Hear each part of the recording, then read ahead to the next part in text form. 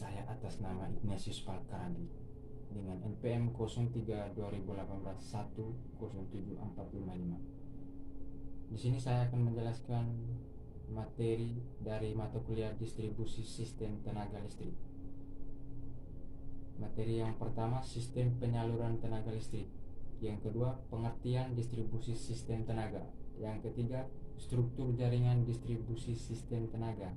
Yang keempat, konfigurasi jaringan distribusi sistem tenaga. Yang kelima, pembebanan distribusi sistem tenaga. Materi yang pertama, sistem penyaluran tenaga listrik. Sistem penyaluran adalah salah satu bagian utama dalam struktur sistem tenaga listrik yang berperan untuk mengirimkan daya listrik mulai dari pembangkitan kemudian disalurkan melalui jaringan transmisi dan disalurkan ke instalasi pengguna tenaga listrik dengan menggunakan saluran distribusi. Sistem penyaluran energi listrik terbagi dalam beberapa bagian yang disebut dengan sistem tenaga listrik atau STL.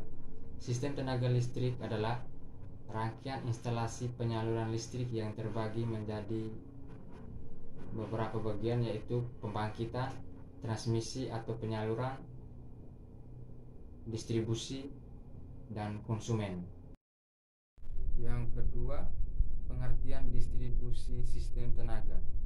Distribusi sistem tenaga listrik adalah tahap akhir dalam pengiriman tenaga listrik. Ini merupakan proses pembawa listrik dari sistem transmisi listrik menuju ke konsumen listrik. Dari gardu distribusi terhubung ke sistem transmisi dan menurunkan tegangan transmisinya dengan menggunakan trafo.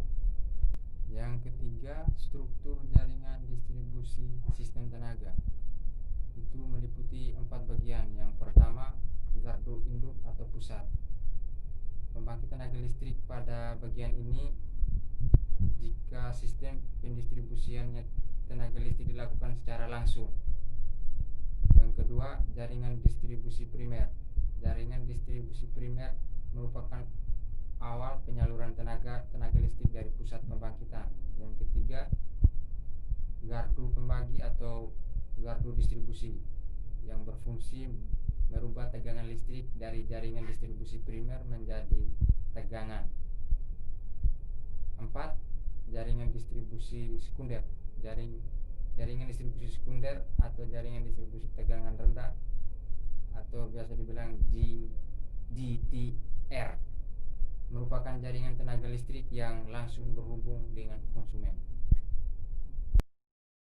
Yang keempat, konfigurasi jaringan distribusi sistem tenaga. Secara umum, konfigurasi suatu jaringan tenaga listrik hanya mempunyai 2 konsep konfigurasi, yaitu jaringan radial dan tenaga listrik. Jika terjadi gangguan akan terjadi blackout atau padam pada bagian yang tidak dapat dipasok. Baik, yang terakhir, yang kelima, pembebanan distribusi sistem tenaga. Pembebanan ini terbagi atas 2. Yang pertama, pembagian atau penyaluran tenaga listrik ke beberapa tempat, yaitu konsumen baik industri maupun rumah tangga.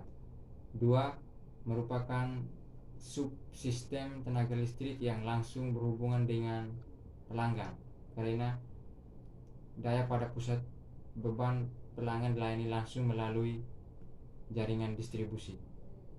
Sekian dari saya. Terima kasih.